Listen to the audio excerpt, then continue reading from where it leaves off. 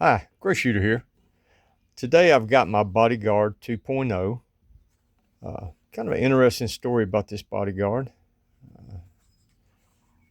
I was actually considering buying a Glock 42.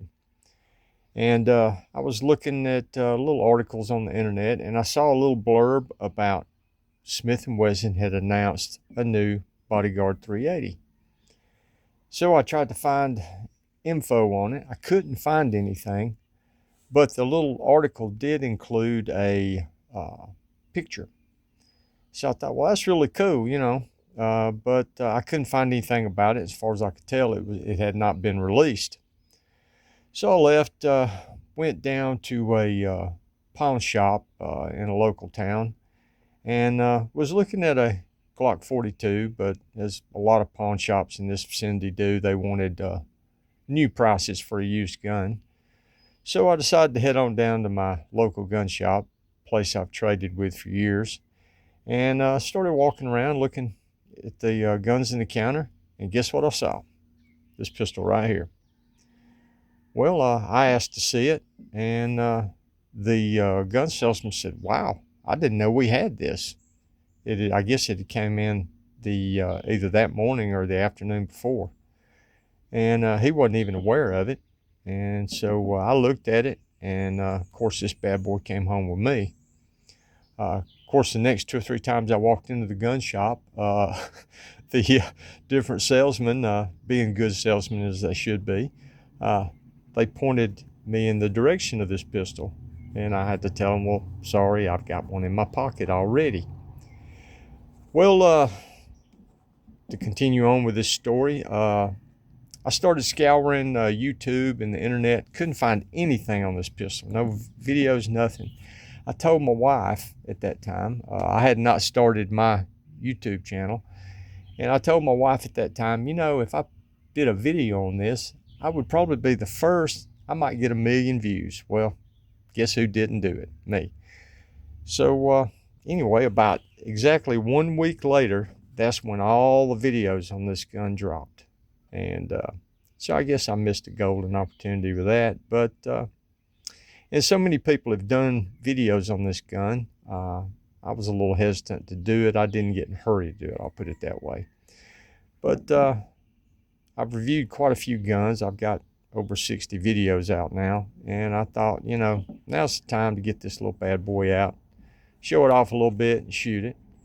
Now, this gun, just in case you're not familiar with it, and you have to be living under a rock if you're not, it's about 9/10 of an inch wide. Okay, it's 5.5 inches long, 4 inches tall, with a flush fit mag in it. Got a 2 3/4 inch barrel. Got really nice orange outline tritium front sight. A wide U-notch rear sight. Some folks don't like that. I don't mind it at all. It doesn't bother me a little bit at all. Nice serrations on it. Very nice grip texture. Now the back straps are not replaceable. It's what you see is what you get. Nice flat face trigger. Now if you've never dealt with the original Bodyguard, and one of my grandsons owns one, it's a hammer fired double action only little pistol, single stack. I think it's 6 in the mag plus 1. And I know they're not very popular. He likes his, but I know a lot of people don't because of the trigger. They are pretty tough to shoot. But this one made a lot of improvements on the 1.0. You've got really nice texturing, flat face, striker fired gun. So let's rack the slide. You can see there's nothing in the chamber, nothing in the magazine. I'm going to drop that. Now the trigger, really nice. Here's your little trigger dingus, or inertial toggle, whatever you want to call it. Pull it in, and then you got to really watch this gap here. Very little creep. Boop, and she breaks. There you go. All right, rack the slide. Let's see what the reset's like. Get my finger out of there. A little bit past the wall to get it to reset. Boom, there she goes again. So really good trigger, really nice, not too heavy, not too light. You got texture up here to place to put your index finger. If you're lefty, put it over here. Also a good place to rest your thumb if you do the thumbs forward like I do. Now, of course, a lot of times when I do that, I ride the slide stop, slide release, whatever you want to call it. I try to keep my thumb up sometimes, but it doesn't always work. You know, a little gun will kind of buck in your hand a little bit, and you might bump it anyway. They're good shooting little pistols. You got a metal mag release button, and it's reversible. There is a thumb safety version of this gun available too. You don't see a cutout like you do on some of the guns, but they do offer it with thumb safety. It came with 2 magazines. You got this 10 rounder marked. Fits nice and flush in the gun. And when I grab this gun, I'm gonna say medium to large size hands. You can see I've got half my pinky on there. And you know, this is fine. I'm getting more of a grip on this little pistol than I do on my Glock 33. It also came with this 12 rounder. And the 12 round mag, you get a full grip. I mean, that's like the size of a Glock 19 grip there. It's a small grip, small this way, small in thickness, but enough to get a good hold on. For my hands anyway. Now, if you have really large hands, you may have a little difficulty with this. The trigger guard is not what I would call enormous, but for a pistol this size, you know, it can't be. So gloved hands might be a problem for you. And overall, great little gun. Now, I pocket carry this thing. I usually never stick it inside the waistband or anything like that. That just doesn't work for me with this smaller gun. What I did is I got an Uncle Mike's inside the waistband holster. Used to be a clip sewed on here. I cut the clip off because if you clipped it on the top edge of your pocket, it stuck too far out of the pocket, and it just, you know, it printed too bad under your shirt. So I cut that clip off. I just keep it in my pocket. If I try to draw it, I try to keep that holster pressed against my pants leg, and this will usually 9 times out of 10 come right out without a problem. You know, that is the problem with pocket carry. If you know, and you really need to have a holster that covers the trigger guard. I know there was a viral video not long ago of, I think, a rapper on a podcast that accidentally fired a gun through his pants leg during the podcast. That's not a good thing, and I don't want that happening to me. So I make sure the trigger guard's covered. I come out, and I think I'm going to do a video about how I draw. You know, one of the most important things is during your draw, keeping that finger off the trigger until the gun is rotated forward. When the gun rotates forward, that's when you start going for the trigger. All right. Well, I've gone over just about all the talking points I had for this little pistol. Let's head out down to the range and shoot some rounds to this bad boy. Stand by, and we'll be there soon. All right, got my Bodyguard 2.0. Got this magazine loaded with 10 rounds of Winchester flat point. It's 95 grain. I think it's rated at 955. I'm not sure what test barrel length they were using. I know it wasn't a 2 3/4 inch, I'm sure. Like 189 foot-pounds of energy. Probably wouldn't get that, but these tend to get a lot of penetration with that flat point. So here we go. Range going hot.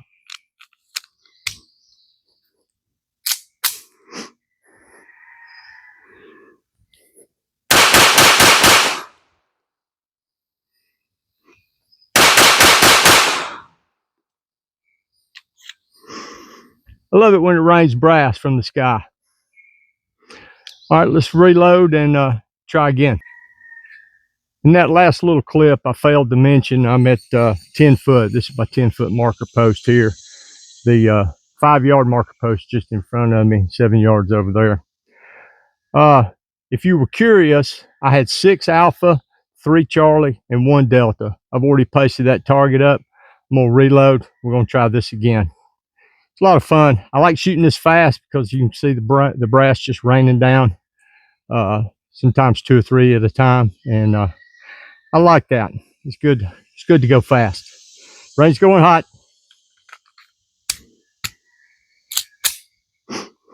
I think we'll pull from my pocket this time. I'm going to try to be very careful doing this. Got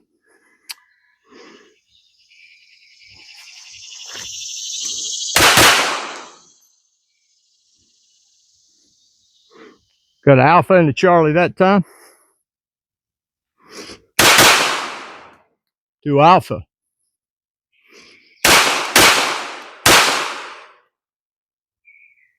2 Alpha, 1 Bravo.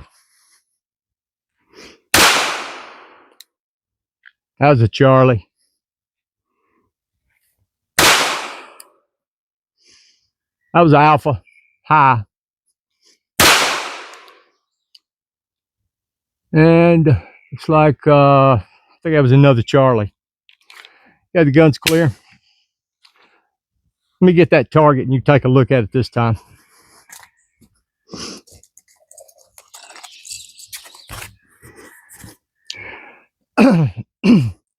I have a horrible trouble with gnats, pardon me, and mosquitoes. And gun smoke clears them right out. So I recommend that. Well, there was one, he must like it too. Okay, we got 1, 2, 3, 4, 5, 6, 7 Charlie, a Bravo. It's right almost on the line. Close, but close don't count except in horseshoes. And 1 Charlie, oh, pardon me, 2 Charlies. So not bad. Let's paste this up and we'll try that 12 round mag. I've been shooting with the 10 rounders. Let's try the 12 round mag. A lot of people say these guns are hard to load. Well, not the gun itself. The magazines are very hard to load, and they can be. I know when I first got this one, the 10 rounder that came with it would swell. I took it apart and found that the problem was the spring wasn't on the follower, and the spring had a big twist in it. So one spring loop would get between the body of the mag and another spring loop, caused the swelling. So I straightened all that out, straightened the spring, put the follower on correctly. After that, I never had any more troubles. Now with a 12 rounder, they are very hard to load. The last couple of rounds, I can get them in there, but you kind of wreck your thumb. You'll have a sore thumb for hour or 2 after.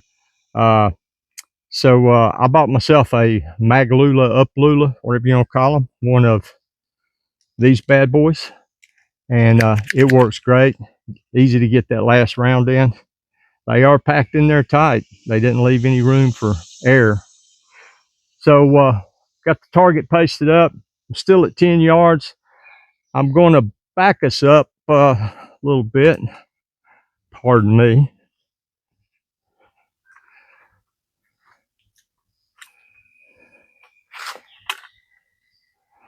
Now, I think you'll be able to see from here. I'm at the 7 yard line. There's my 5 yard line and my 10 footer. I'm standing just behind the 7 yard line right now. So let's load this up and let's see if I can't put a few dots on that fella down there. Range going hot.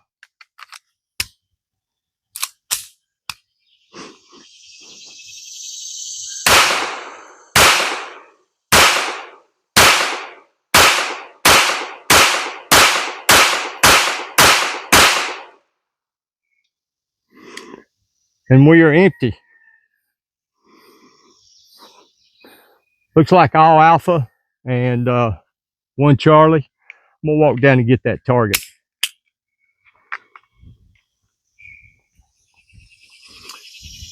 Oh yeah, we're looking good.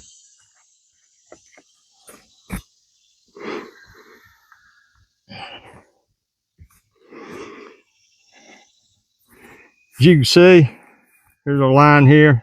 1, 2, 3, 4, 5, 6, 7, 8, 9, 10. Wait a minute, I'm probably counting wrong. 3, 4, 5, 6, 7, 8, 9, 10, 11. Oh, 12. Did get 2 through there that time. There's 1 there, 1 there. So I got 11 Alpha, 1 Charlie. That's not too bad. especially considering, the speed at which I was shooting and the distance. So I've got to say, I really like this little gun. I know some people love it. Some people they couldn't care one way or the other. They're more LCP Max fans or some other pistol. But man, I got to say, this little bad boy, I've loved every minute of it. I've tried several different ammos, but I haven't tried any of the solid copper stuff, like the Lehigh type bullets. And so I don't know if they'll feed or not, but I know I hadn't had any issues with this feeding any of these flat points. Of course, full metal jacket round nose, that's not going to be a problem. Hollow points, I haven't had an issue with. I've shot the HSTs through it, and I've also shot the Underwood Plus P uh, Hornady bullets through it too. XTPs, yeah, no, was it XTP? Yeah, XTPs. So I've shot them through it. But I really like this little gun. This is one of them guns that'll always be mine. And I'm really glad I bought it. I got a good deal on it. Matter of fact, I got it for the exact same price that the guy in the pawn shop wanted for the Glock 42 with one magazine. So I came out ahead on this. Now I did purchase myself an additional 10 round mag, and maybe in the future I'll grab another one, maybe another 12 rounder too. The 12 rounder is just, while it feels real good in the hand, it's just too big. Of course, you can see it's empty. Gun's empty. It's too big for pocket carry. You get it down in your pocket, and that grip can snag coming out. See, so I think as far as carry goes, I'm gonna stick with the 10 rounders for carry, and the 12 rounder will be for fun. But thanks for coming by here today. It's a very hot, sticky day, and I appreciate you putting up with me. So thanks for coming by. This is Gray Shooter. I'm out of here. Thanks for watching.